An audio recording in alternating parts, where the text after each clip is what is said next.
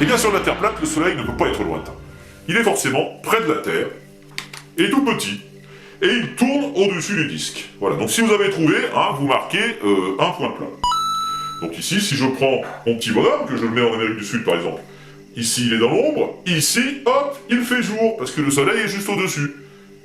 Hop, le Soleil s'en va, il fait nuit, et ici il fait jour. Et ici il fait nuit, et ici il fait jour, etc. C'est ainsi que ça fonctionne sur la Terre plate. Alors vous avez le site de la Flat Earth Society, qui est une organisation qui soutient l'idée de la Terre plate, et qui donc a fait des calculs selon lesquels donc ce Soleil devrait se situer à 4828 km d'altitude au-dessus du disque et mesurer 32 miles, c'est-à-dire 51 km pour que ce modèle fonctionne. Et pour les saisons, vous savez, l'hiver, le soleil est plutôt bas sur l'horizon et il fait plus froid, alors que l'été, il brille bien à la verticale et du coup il fait plus chaud. Et bien sur la Terre plate, la notion de saison peut s'expliquer par le fait que la trajectoire du soleil varie. En effet, ici, vous voyez, le soleil décrit de petits cercles autour du pôle Nord. Par contre, ces cercles peuvent s'élargir et passer beaucoup plus près du pôle Sud. Ici, on est donc clairement sur une saison où c'est l'été dans l'hémisphère sud, alors que lorsque le cercle va se restreindre, eh bien là, ce sera plutôt l'été sur l'hémisphère nord. Voilà donc une explication qui, ma foi, est tout à fait satisfaisante. Mais alors ça soulève quand même un souci, parce que si ce soleil est une sphère, comme on le voit quand on l'observe, il diffuse ses rayons lumineux dans tous les sens. Donc pas juste dans une zone précise, donc il n'y a aucune raison qu'il n'éclaire qu'une seule partie du disque. Alors, le site de la Flat Earth Society nous indique que le Soleil agit comme une lumière de phare, en fait, donc ce serait pas vraiment une sphère, mais ce serait une sorte de projecteur qui n'éclaire qu'une zone donnée. Ok. Mais malgré tout, étant donné son altitude, 4828 km, donc très très haut, même par-dessus les plus grands reliefs qui, normalement, n'atteignent même pas 9 km d'altitude, comment se fait-il qu'on ne le voit pas en permanence depuis l'autre bout du disque ? Et bien là, la Flat Earth Society explique que ce serait dû à la perspective. Voilà. Mais cette explication n'est pas cohérente avec les chiffres qu'il donne, parce que 4828 km d'altitude, c'est très très haut. Et même quand le Soleil est à l'autre bout du disque, donc à 40 000 km, puisque la distance mesurée entre les deux pôles est de 20 000 km, eh bien on devrait continuer à le voir, puisque si on calcule l'angle, alors, le calcul d'angle sur un triangle rectangle, là c'est niveau collège 3e, ça nous fait un angle de 6,88 degrés. Donc ce n'est absolument pas négligeable. Donc du coup, perspective ou pas, même si le soleil diminue en s'éloignant, même s'il y avait des reliefs de temps en temps, on devrait continuer à le voir malgré tout parce qu'il se situerait bien au-dessus de l'horizon.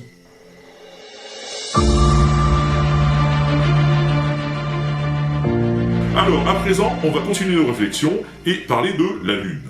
Bon, c'est simple, on l'a dit, la Lune tourne autour de la Terre, et donc lorsqu'on l'observe depuis la surface de la Terre, selon l'endroit où elle se situe sur son orbite de 28 jours, elle va apparaître éclairée différemment.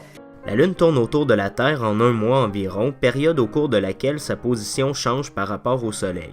Lorsque la Lune est diamétralement opposée au Soleil, on peut apercevoir de la Terre la totalité de sa zone éclairée, il s'agit de la pleine Lune. Lorsque la Lune passe entre la Terre et le Soleil, la partie éclairée de la Lune n'est pas visible et c'est la nouvelle Lune. Et voici une animation permettant de comprendre les phases de la Lune selon le modèle officiel.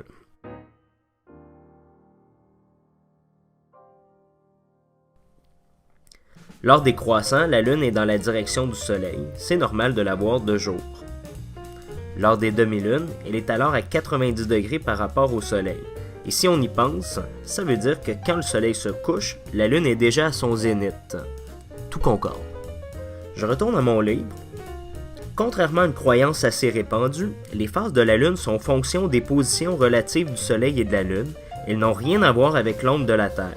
Quelqu'un nous a parlé de l'ombre de la Terre. Pourquoi ? Parce qu'il a sans doute confondu, effectivement, avec un phénomène dont on parle de temps en temps, qui se produit 1 à 2 fois par an, et qui est complètement prédictible, ça c'est mathématique, depuis l'Antiquité on sait les prédire, c'est le phénomène d'éclipse lunaire. Lorsque le Soleil, la Terre et la Lune sont alignés exactement, et effectivement là vous allez avoir l'ombre de la Terre qui va se placer sur la Lune et qui va masquer la Lune, donc là effectivement, on peut dans ce cas-là parler d'une projection de l'ombre de la Terre sur la Lune. C'est tout. Alors à présent, on a parlé de la Terre ronde. Comment peut-on expliquer les phases de la Lune sur une Terre plate ? Allez-y, réflexion. Plate, plate, plate, plate, plate, plate, plate, plate, plate, plate, plate,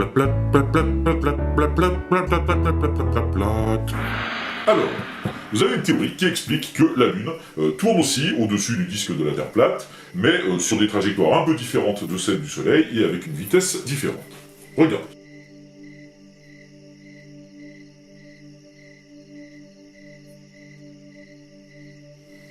Donc, si vous aviez trouvé cette solution, vous marquez un point plat. Et par contre, vous allez pouvoir vous le retirer tout de suite parce qu'en fait, ça ne fonctionne pas. Hein, sur un modèle comme celui-là, si vous regardez bien, le même jour, vu de l'hémi-plate nord, disons, vu d'Europe par exemple, on va voir une lune sombre, alors que, vu l'Afrique du Sud, hein, au même moment, la lune sera pleine. Or, les pleines lunes, elles sont les mêmes, hein, sur toute la surface de la planète, au même moment. Donc, cette explication pour les phases de la Lune sur la Terre plate, ça ne marche pas. Et en plus, vous voyez bien, la Lune, elle n'aurait pas du tout la même taille, vue par quelqu'un qui serait juste en dessous de son cercle, que par quelqu'un qui serait près des pôles. Alors, une autre explication?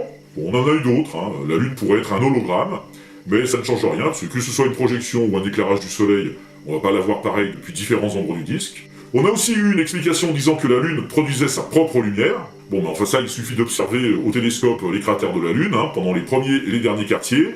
Il y a une ombre rasante, et vous verrez bien que les ombres montrent que l'éclairage arrive de côté et pas de l'intérieur de la Lune. Et là, on commence à toucher du doigt le problème de chercher une explication à ces phases de la Lune, tout en restant cohérent avec le principe qu'on avait introduit précédemment, qui était que donc le Soleil tournait au-dessus du disque de la Terre plate.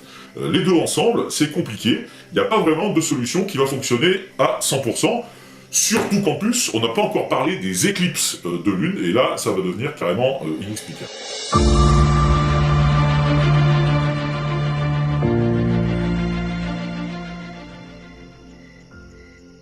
Alors pour la Terre ronde, on l'a vu, ça s'explique par le fait que la Terre passe entre le Soleil et la Lune, que l'ombre de la Terre va masquer la Lune.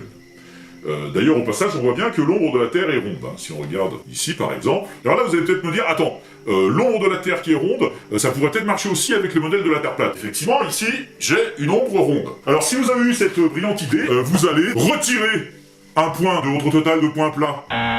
Et oui, parce qu'il faut être cohérent. Hein. Depuis le début, on n'arrête pas de dire que au-dessus du disque de la Terre plate tourne le Soleil et la Lune. Donc on voit mal à quel moment le disque de la Terre plate pourrait venir se placer entre le Soleil et la Lune, puisqu'ils tournent tous les deux au-dessus du disque. Faut être cohérent un peu. Hein. Et en plus, on pourrait éventuellement se dire que lorsque le disque de la Terre plate se présente à plat, ça va donner une ombre pas circulaire du tout. Avouez que c'est quand même assez improbable. Donc, réfléchissons sur la Terre plate, avec la Lune et le Soleil en l'air au-dessus du disque. Comment peut-on expliquer une éclipse de Lune? Alors, il y a une hypothèse avancée par la Flat Earth Society qui figure sur leur site. Ce serait qu'il y a un satellite du Soleil qui s'appelle l'objet de l'ombre, de Shadow Object, qui orbiterait autour du Soleil et qui de temps en temps viendrait se placer entre le Soleil et la Lune.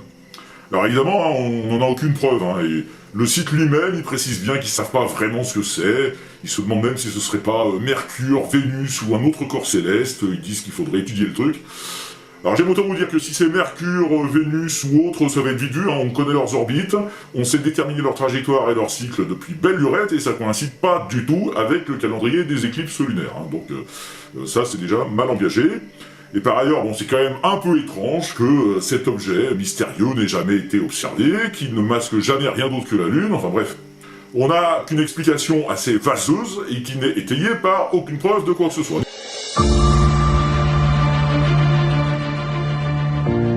Alors à présent, parlons un peu des étoiles. Alors ça ne vaut pas un planétarium, mais ça donne déjà une idée. N'importe qui a voyagé dans le monde et qui a observé les étoiles la nuit a remarqué qu'on ne voit pas les mêmes constellations dans l'hémisphère nord ou l'hémiplate nord que dans l'hémisphère sud ou l'hémiplate sud. Donc par exemple, dans l'hémisphère nord, on observe la grande ours, hein, ça vous l'avez forcément déjà remarqué si vous habitez dans l'hémisphère nord. Vous avez aussi, je ne sais pas, vous avez le cygne par exemple. Bon. Et dans l'hémisphère sud, on voit des constellations différentes. Vous avez par exemple la Croix du Sud, qu'on observe que dans l'hémisphère sud.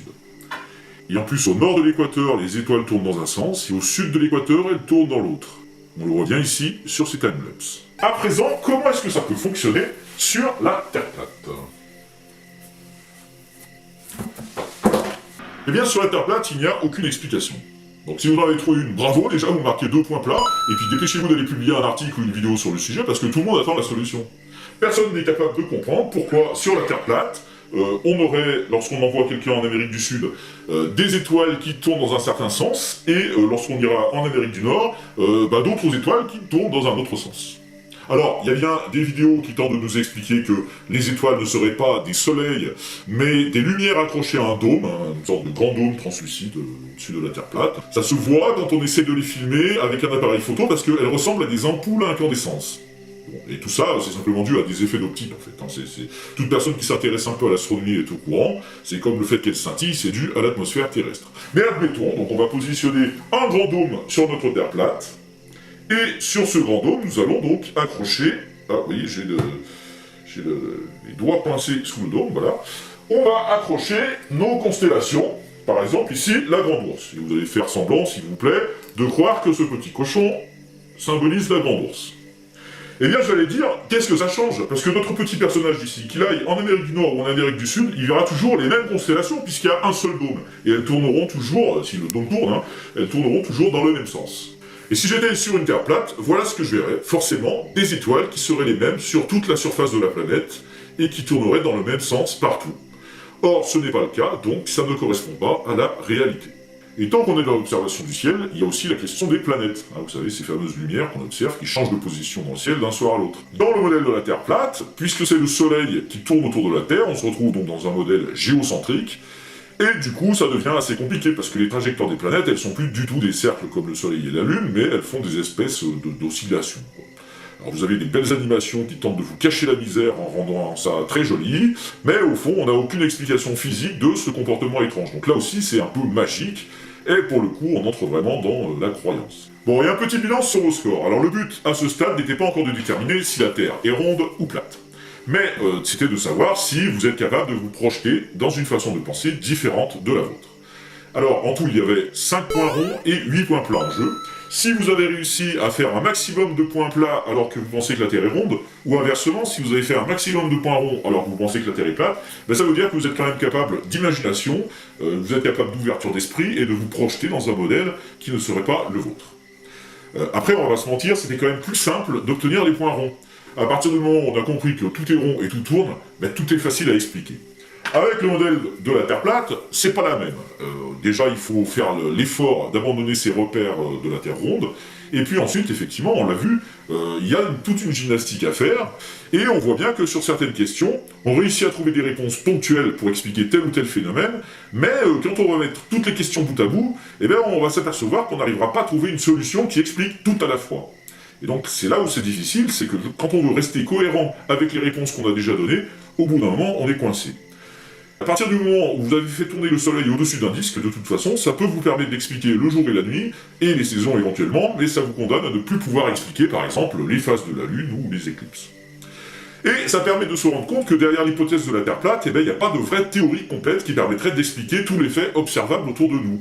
Alors que la théorie de la Terre sphérique permet d'expliquer toutes ces observations, et même de faire des prédictions, par exemple, sur les éclipses.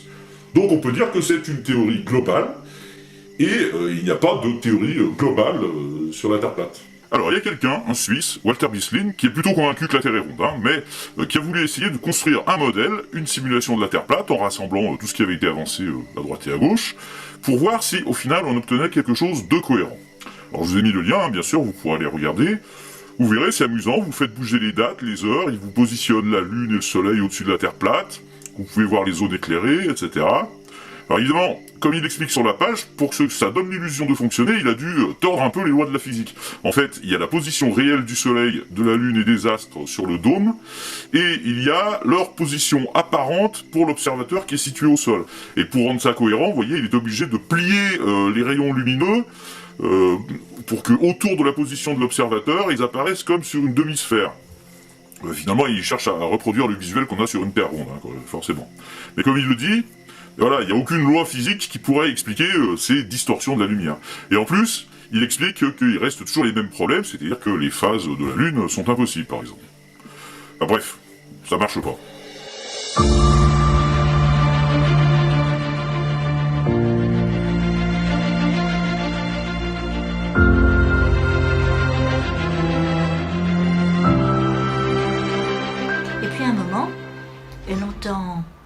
le froufrou d'une robe de soie, comme d'une robe de soie, et une dame qui vient s'asseoir dans un fauteuil devant l'autel. Et elle est tellement sidérée, tellement étonnée que elle ne bouge pas. Et l'enfant lui dit « Elle est là !» Et elle lui répète d'une voix plus forte, parce qu'elle ne bougeait toujours pas, d'une voix forte, comme de celle d'un homme. « Elle est là !»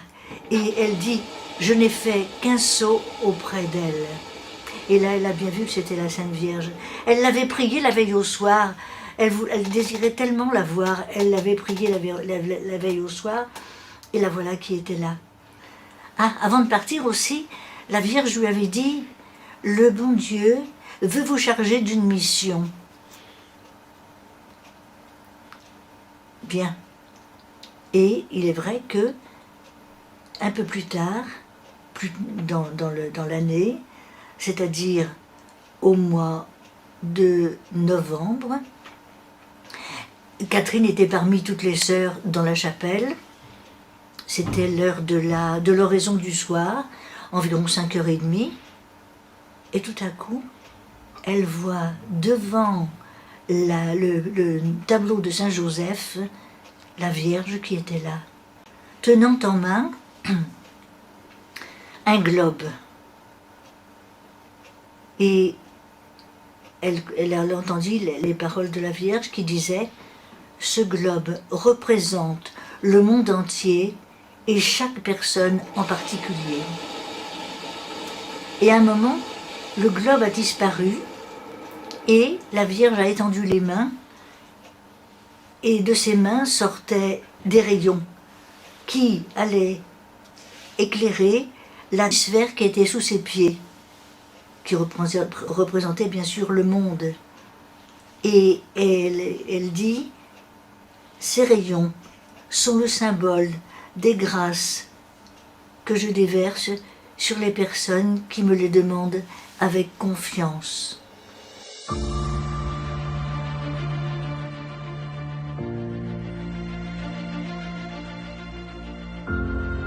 Il y a une persistance de cette idée selon laquelle, au Moyen-Âge, on pensait que la Terre était plate, qui est absolument incroyable. Cette fake news qui a bientôt 250 ans.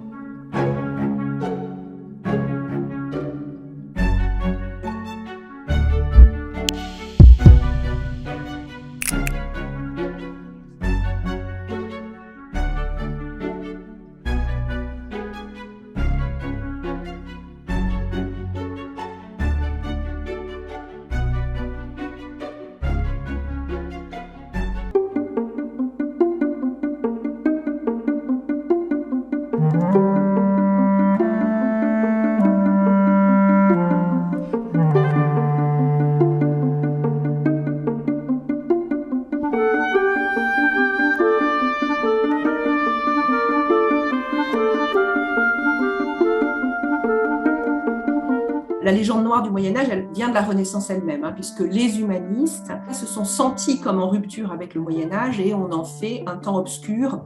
La notion même de Renaissance suppose évidemment qu'il y ait eu dépérissement avant.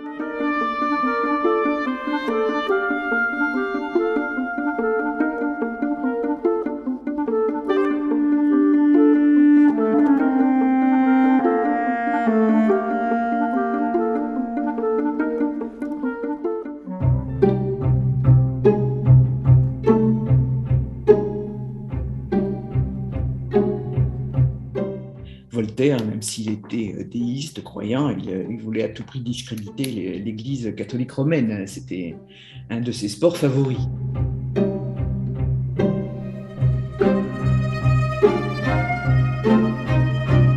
Il est allé exhumer un texte de Lactance et puis le texte de Cosmas, qui étaient des textes antiques qui n'avaient pas eu à leur époque de répercussions scientifiques, voire comme celui de Cosmas qui n'avait pas circulé en Occident. pour en faire des archétypes de la pensée chrétienne. Donc on en revient à une question fondamentale qui est celle du on. Il me vient à l'esprit de dire à personne qu'au XXIe siècle, on croit que la Terre est plate. Pourtant, il y a des gens qui croient que la Terre est plate. Donc c'est exactement ce qui s'est passé. C'est-à-dire que dans l'Antiquité ou certainement au Moyen-Âge, il devait y avoir des gens qui pensaient que la Terre était plate. Mais ça n'était pas la doctrine officielle et ça n'était pas la doctrine enseignée. Et Voltaire a fait comme si c'était la doctrine officielle et la doctrine enseignée, c'est-à-dire qu'il est allé chercher les textes qu'il a rangés, 2 textes, et il a ignoré les dizaines d'autres textes, en particulier ceux qui avaient un statut de manuel ou d'encyclopédie. Il a fait comme si ces textes n'existaient pas. Donc c'est vraiment de la manipulation